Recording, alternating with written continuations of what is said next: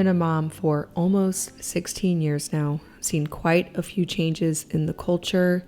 I've seen changes in baby products. Whenever my daughter was a baby, the amount of things I had to choose from on my registry, so different than now. I just went to a store, hit the little registry thing. Nowadays, you can get stuff all across the internet. There are lots of cool gadgets, plus apps, and so many things that in a lot of ways make motherhood a lot easier. Because I'm a mom whose kids span 15 years, I have seen many changes when it comes to being a mom culture, that some of you who are younger moms and also some of you who are older moms might not know that is so different today, because you either lived on one side of it or on the other side and maybe not spanning it. And I know there are plenty of you who know exactly what I'm talking about. I think I'm mostly a forward-facing type of person, thinking about future goals. I'm always planning something on to the next thing, probably to a fault. But one thing that I reflect on all the time are the earlier years of my motherhood. Of course, everything always looks rosy in the rearview mirror, and there are things that you forget that maybe were negative about it. But those days were so sweet because every experience was unique and brand new.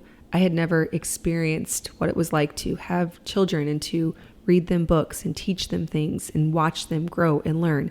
But also those days were really unique because they felt so endless. I remember putting the girls in the stroller and walking up to the library for story time. We met at parks all over town with friends. I had plans at least once or twice a week. There weren't all that many options on how I could spend the day, both bound by finances, but then also there were no distractions by smartphones or social media apps, no temptation to check in to see what everybody else was doing today. I simply had the stroller, my town, a library, and parks that I could walk to, close-ish. Within a 4-mile radius was what I considered close. And that was the world. For me, it was very simple. I spent endless days reading my kids' books, doing craft projects with them, learning skills around my home like sewing and baking bread. Simpler times for sure for everyone.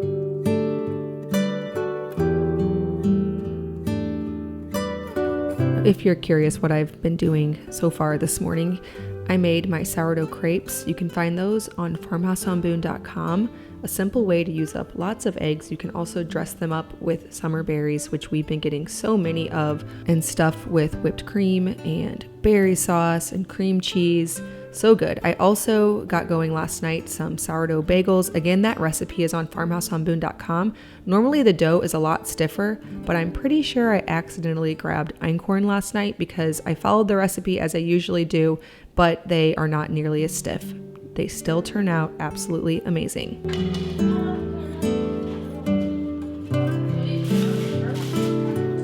Recently over on the podcast, the Simple Farmhouse Life podcast, I had on Erin Lochner from the Opt Out family, and she talked about her mission and the why behind helping people who feel the exhaustion from constantly being on social media, but feeling like it's a necessary part of life. You have to do it these days, giving them their exit strategy. She talks about that while many encourage boundaries and moderation, sometimes opting out might be completely the better way to change your family's relationship with technology. Ever since that interview, I was very inspired and reflective of all that we talked about. She also sent me her book that goes more in depth on the how-to and the why and the science behind the algorithms. And it really got me thinking about contentment in motherhood and homemaking that many of us face with the addition of social media. Every morning I make some kind of breakfast for the kids, and I usually eat some of it, but I also rely heavily on my smoothies. I pack them full with homemade raw milk kefir, collagen peptides for protein, and AG1. AG1 is a daily foundational nutrition supplement that supports whole body health with a science-driven formulation of vitamins, probiotics, and whole food sourced ingredients that support our brain, gut, and immune system. AG1 combines what you'd normally get from multiple individual individual supplements into a simpler and more effective way to raise your baseline health while supporting daily performance and healthy aging. AG1 is full of real food ingredients like cocoa and citrus and carrots, and adaptogens like ashwagandha root, biotin, folate, ginger, magnesium, mushrooms, vitamin A, so many great things. Now, you don't have to put it in a smoothie. I like to pack a lot of things in my morning smoothie because I can drink it on the go. It makes it really easy. But if you're not in the habit of a smoothie, you can also stir it around in water and drink it that way. AG1 is offering a special deal to Farmhouse Onboon viewers. You will receive a year's supply of vitamin D3 plus K2 and 5 free travel packs with your first purchase. You can grab my link with the QR code or in the description box below.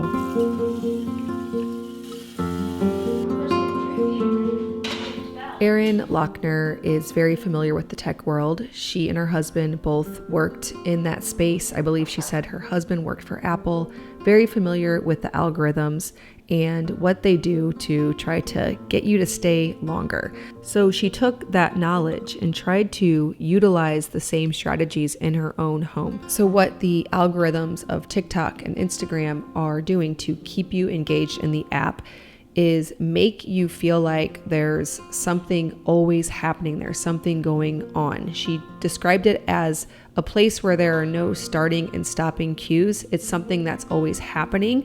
And she decided that she would try to recreate that in her own home, make her home a place where her kids and her family felt like something was always happening. The smell of fresh baked cookies coming out of the oven, a campfire on a cool summer night.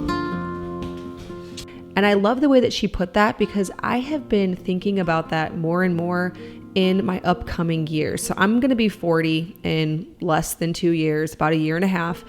And I have, because I'm approaching 40, I have been thinking more and more about my future, not so much as a mom of little kids, but as a mom of teenagers and even grandkids, and thinking, how am I going to get these children to come back maybe every week like we do to my parents? We go to their house every single week. I want that so bad for my kids and their kids. And I tell them all the time that I'm trying to make my home, design our life so that it feels like the place where you get that FOMO, not the social media apps, but our home. And I think that is what we are all longing to create.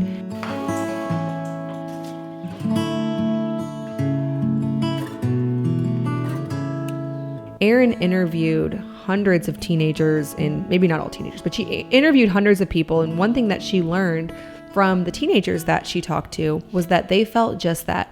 They felt like there was a party always happening, and if they weren't there, they were missing out on it. So instead of looking at teenagers with this, we tend to, especially as someone who's in the generation up from that, we look at them like, why are you on your phone all the time? They feel like that is where all of their social activities, all of the fun is happening, and they have a real and deep need for that community. It's really sad, and I think there needs to be a change. Homemakers experience this exact same thing. I, for one, have felt that pull so many times over the last several years where everybody is there and something is going on, and I need to be on there and engage in order to not miss out. I think as homemakers, we can give our peace of mind over to an algorithm that is designed to keep us entangled. It's not neutral in a lot of ways. And I don't have all the answers because I still have social media. I try to delete apps and moderate, but it's definitely got me thinking about the happiness of a homemaker and how simple it felt whenever we did not have these pulls.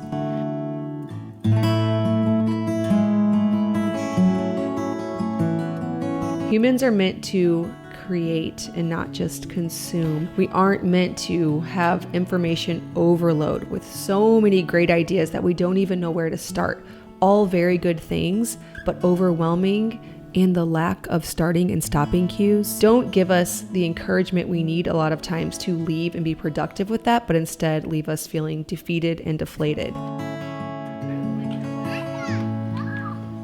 And then I've also been thinking about the discontentment that happens for homemakers because not only is there this pull to be where the action is, but then we have, or at least I can speak for myself, we have this tendency to want to know what everyone is thinking about everything. So it's not enough to just read the post, but then it's down to the comment section to see what other people are thinking about that thing. And then the need to stay informed with everything, with health things, with current events. What is the latest thing that we're supposed to be avoiding to be truly healthy? Or what is going on in the world that if we aren't informed about, our homes are going to crumble? I don't think we are meant to know what everyone is doing all across the world and what to do with endless amounts of information and how to prioritize all of it. I had the luxury in my early homemaking and motherhood days of not even having the choice of taking in this much. And I really think as homemakers, we are getting robbed of our peace of mind.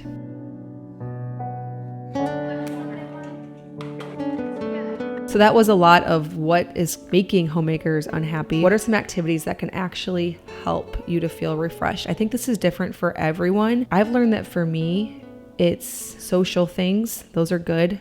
I need to spend time with people. I need to spend time with my daughters out and about for the day, with my sisters.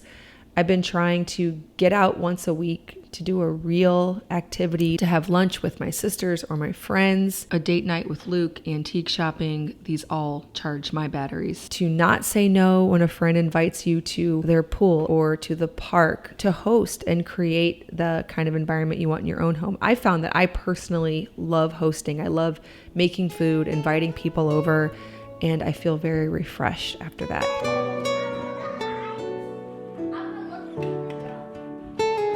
Thumbing through a design book. I love design, and when I get off Pinterest, which I get sucked into Pinterest, I'm not saying I don't, I never feel refreshed. I feel overwhelmed. When I look through a book, that's a much more calming exercise. I feel inspired and encouraged to make some of that beauty in my home. That recipe that we just enjoyed is the einkorn berry cobbler over on farmhouseonboone.com. Uses ancient grains, so that makes it better for digestion. And then those fresh berries in season, perfect thing to use them up, and also serve it with raw milk ice cream. Over also on the blog, we make that nonstop. I would say 3 or 4 times a week we're making that here. Now I'm going to show you something that I know a lot of you are going to love because it gives the same fizzy drink like I do with water kefir, except for it uses milk kefir. So if you're already keeping milk kefir grains, or even if you just make yogurt in your home, this is a great way to still make the fizzy beverage that you see me making all the time, but with water kefir grains. I mean, not the exact same, but very much a comparable end result. So I strained off my kefir from the grains. Now I am putting it in a flour sack towel and straining off the whey. So I'll take that whey and add it to homemade lemonade, and that will be the starter to make it ferment and bubble, just like water kefir whenever you put it into an airtight jar. So this recipe, again, over on farmhouseonboone.com, just search fermented lemonade, but essentially you're making lemonade, adding some whey, adding it to bottles that are airtight, letting them sit at room temperature for a few days until they pop open. Or, you check it each day and see if you hear a little pop whenever you open the top, just like you do with water kefir. And then you're going to enjoy a fermented, naturally carbonated beverage, but fermented with whey, which a lot of you, I think, have more access to than water kefir. We keep water kefir grains here in our home, but if you don't, you can still strain off yogurt or milk kefir to jumpstart that process with the whey. If you don't have these flip top bottles, you can also put it in a mason jar with an airtight lid. Just be sure to check it every 24 hours or so, or maybe even 12 hours if your home is really warm, to make sure it's not getting too fermented and explosive. You don't want that to happen.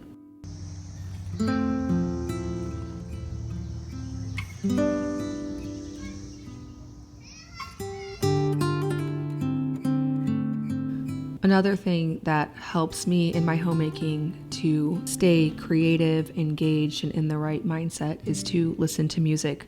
Something calming, like Sounds Like Rain here on YouTube, or Sounds Like REIGN. They're a sweet worship band that I enjoy. Also, in-home date nights. Luke and I prefer our in-home date nights probably more than the ones out of home, to be honest. We do the same thing every time. We decide we're going to do a date night, so I run out to the freezer, get a pack of steaks. I get them from my sister's farm, New Hartford Farm Co. Quickly thaw them, if I just thought about it right before bedtime, in some hot water. Cook them very fast and hot on both sides to get a nice sear. Make some mashed potatoes or fried potatoes. Serve it with an herb butter. It's so simple. Usually I'll get out some greens or sauerkraut depending on what season it is. And then we just sit at the table. We eat our delicious, fancy meal, listen to music. Sometimes we linger for a while at the table. Sometimes we don't. The other night we sat there for hours. It doesn't cost anything. You don't need a babysitter. And it certainly leaves me feeling renewed. Currently, I am reading Erin Lochner's book, Opt Out Family. It's bringing up a lot of good points. She even teaches how to turn your smartphone into a dumb phone. And I'm highly considering taking those steps, because I can tell a difference in my mindset and how I feel about homemaking and how stressed I am and how overwhelmed I am, all based on how much of that I am consuming. Tonight, I am dredging pork chops in sourdough breadcrumbs and frying them in lard. I do this all the time, but today I'm making it with a basil lemon cream sauce and serving it alongside mashed potatoes with lots of herb butter, giving it a fresh summer flavor. Right, well, I hope that you enjoyed doing some homemaking with me today. If you are feeling exhausted and overwhelmed and unhappy in your homemaking, I do hope that you will find some encouragement with this. Thank you so much for stopping by our farmhouse.